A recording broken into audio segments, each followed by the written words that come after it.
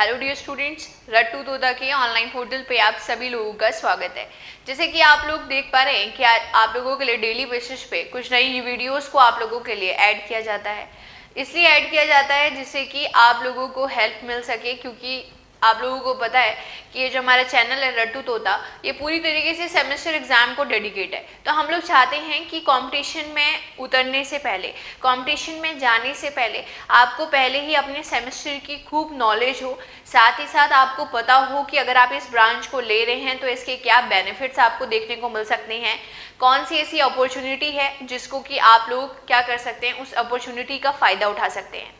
क्योंकि आप सभी लोगों को पता है कि बहुत कम ऐसा होता है कि स्टूडेंट्स को पहले से पता होता है कि उन्हें किन सेक्टर में जाना है। तो इसी के लिए कि आप लोगों को जो समस्या है उसका हम लोग समाधान कर सकें और कहीं ना कहीं आप लोगों को एक अच्छी गाइडेंस प्रोवाइड कर सकें, तो इसी के लिए आपको इस चैनल पे इस तरीके की वीडियोस नज़र आती हैं जो कि आपके डाउट रहते हैं, तो बेसिकली ये डाउट्स आपके क्लियर हो सके। तो इसी क्रम में जिस तरीके की वीडियोस आप लोग देखते हुए आ रहे हैं, तो आज की वीडियो में हम लोग जानेंगे कि AKU इस यूनिवर्सिटी में अगर हम लोग बात करें तो अगर आप थर्ड सेमेस्टर में हैं तो किस तरीके से आपका एग्जामिनेशन का पैटर्न रहता है। एग्जाम के पैटर्न के साथ साथ, क्योंकि देखो कभी कभी क्या होता है कि आप डायरेक्टली, हम लोग जैसे कि डिप्लोमा से सपोज हम लोग बीटेक में जा रहे हैं और डिप्लोमा से हम लोग बीटेक में जा रहे हैं, तो आप सभी लोगों को पता है कि आप फर्स्ट ईयर में एडमिशन ना लेकर आप सेकेंड ईयर में एडमिशन लेते हैं, और जब आप सेकेंड ईयर में एडमिशन लेते हैं तो आप थर्ड सेमेस्टर में होते हैं। तो इसीलिए मैं थर्ड सेमेस्टर के बारे में आपको बताना चाह रही हूँ कि किस तरीके से नंबर ऑफ क्वेश्चंस रहते हैं, क्योंकि हम लोगों को आइडिया नहीं होता कि किस तरीके से नंबर ऑफ क्वेश्चंस आने हैं, कितने अटेम्प्ट करना है, क्योंकि हम तो डिप्लोमा से पढ़कर गए हुए होते हैं और इतना ध्यान भी नहीं रखते। क्योंकि देखो बहुत कम स्टूडेंट्स होते हैं जो हर चीज़ का ध्यान रखते हैं, कुछ ऐसे ही चले जाते हैं उठ के एग्जाम देने, और फिर जो ऐसे ही चले जाते हैं उन्हें कहीं ना कहीं नहीं पता लगता। तो वीडियो के थ्रू मैं आप लोगों को बताना चाह रही हूँ जिससे कि 5 से 10 मिनट की वीडियो में आप लोग समझ पाएँ कि सेमेस्टर में जब आप थर्ड सेमेस्टर में प्रवेश करते हैं तो AKU यूनिवर्सिटी की अगर हम बात करें तो पेपर पैटर्न कैसा रहता है, आपने नंबर ऑफ क्वेश्चंस कैसे अटेम्प्ट करने हैं, इसको मैं यहाँ पे डिस्कस कर रही हूँ। तो देखिए अगर हम लोग बात करते हैं, अगर हम बात करें AKU यूनिवर्सिटी, जो कि पहले भी आपने इस यूनिवर्सिटी से रिलेटेड एक वीडियो आप लोग देख चुके हैं, बिहार की यूनिवर्सिटी है। इसके लिए मैं न्यू एग्जाम पैटर्न आप लोगों को बता रही हूँ कि क्या नया एग्जाम पैटर्न आपको नजर आता है। तो देखो सबसे पहले आपने ध्यान रखना है कि आपके क्वेश्चन पेपर में कितने नंबर ऑफ क्वेश्चंस आने हैं। ध्यान रखेंगे कि अगर हम क्वेश्चन की बात करें आपके पेपर में तो टोटल 9 क्वेश्चंस होते हैं। 9 क्वेश्चंस होने का मतलब ये नहीं है कि आपको 9 के 9 क्वेश्चंस अटेम्प्ट करने हैं। 9 क्वेश्चन का मतलब है कि इस 9 में से आपको 5 क्वेश्चंस अटेम्प्ट करने हैं। ध्यान रखना, क्योंकि देखो आप डिप्लोमा से जस्ट पास आउट होकर आप बीटेक में एडमिशन लेते हैं, थर्ड सेमेस्टर में आप होते हैं, तो आपको कुछ आइडिया नहीं होता, और बहुत कम स्टूडेंट्स होते हैं, मैं ये कहना चाहूँगी, जो कि स्टार्टिंग के इंस्ट्रक्शन पढ़ते हैं। कुछ तो ऐसे ही पकड़ते हैं पेपर और डायरेक्ट करने लग जाते हैं। भाई ऐसा होता है, और जब ये चीज़ें हमने देखी हैं तो इसी के आधार पर आप लोगों को अवेयर कर रहे हैं हर तरीके से। तो ध्यान रखें कि 9 क्वेश्चंस आपको नजर आते हैं, करने आपने 5 ही हैं। क्या करने हैं? टोटल 9 क्वेश्चंस आपके पेपर में ज़रूर होते हैं, लेकिन आपने 5 ही करने हैं। कुछ कहेंगे कि क्यों 9 के 9 कर लें तो क्या होगा? भाई 9 के 9 करोगे तो टाइम वेस्ट होगा, ठीक है। जितना फोकस आप 5 क्वेश्चन में, जितने अच्छे एक्सप्लेनेशन आप करना चाहते थे उतना ना कर आप 9 के 9 कर दोगे, नंबर आपको उतने ही मिलेंगे और कम मिलेंगे, क्योंकि 9 में आप एफर्ट डालोगे, 5 में एफर्ट डालोगे तो आप लोगों का इफेक्टिव एफर्ट आएगा ना। तो ध्यान रखना है कि टोटल 9 क्वेश्चन होते हैं जिसमें से आपको 5 अटेम्प्ट करने हैं। बाकी देखो अगर हम इस पेपर पैटर्न की बात करें तो आपके जो स्टार्टिंग का रहता है इसमें, तो स्टार्टिंग का जो आपका क्वेश्चन रहता है बेसिकली वो आप लोगों का अगर हम लोग कहें कि आपका 7 क्वेश्चन या तो ऑब्जेक्टिव फॉर्म में होते हैं या आपके fill in the blanks form में होते हैं। अब जरूरी नहीं है, किसी पेपर में ऑब्जेक्टिव क्वेश्चन पूछ लेता है, किसी में आपका फिल इन द ब्लैंक्स पूछ लेता है, और हर एक क्वेश्चन, जैसे डिप्लोमा में 1 नंबर का होता था क्वेश्चन, यहाँ पे 2 नंबर का होता है। तो आपके 7 क्वेश्चन है, 7 मल्टीप्लाई बाय 2 कितने हो गए? आपके 14 मार्क्स हो गए।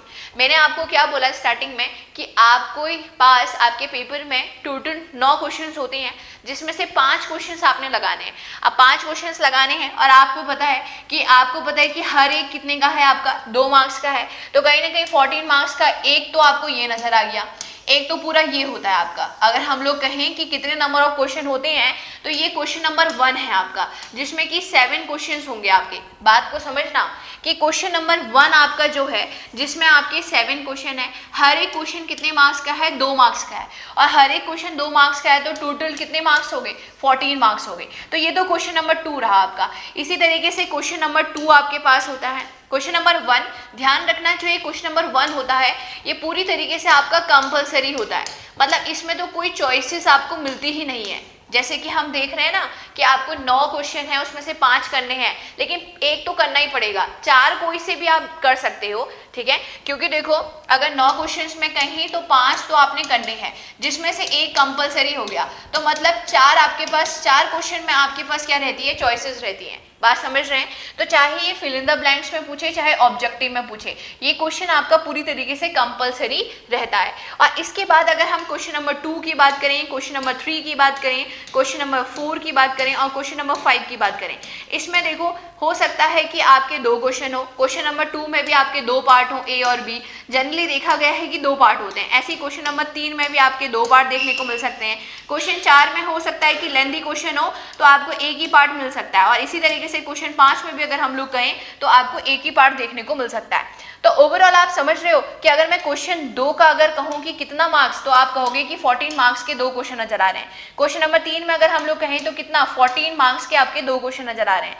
सेम इसी तरीके से अगर मैं क्वेश्चन नंबर 4 में कहूँ एक ही क्वेश्चन होगा तो वो 14 मार्क्स का होगा। इसी तरीके से 5th में अगर एक ही क्वेश्चन होगा तो वो टोटली आपका 14 मार्क्स का होगा। तो आप समझ रहे हो कि 14 14 14 14 4 14 तो यही हो गए, ये वाला कंपलसरी था तो 5 14 हो गए, तो इसका मतलब 14 मल्टीप्लाई बाय 5, टोटल मार्क्स का कितना, 70 मार्क्स का आप लोगों का पेपर रहता है। और 70 मार्क्स का पेपर रहता है। और अगर हम ड्यूरेशन की बात करें, कितने घंटे की अगर हम बात करें कि कितने घंटे में आपको ये कवर करना होता है, तो बेसिकली हम लोग कहते हैं कि 3 आवर्स का आपको इसके लिए टाइम मिलता है। क्या मिलता है?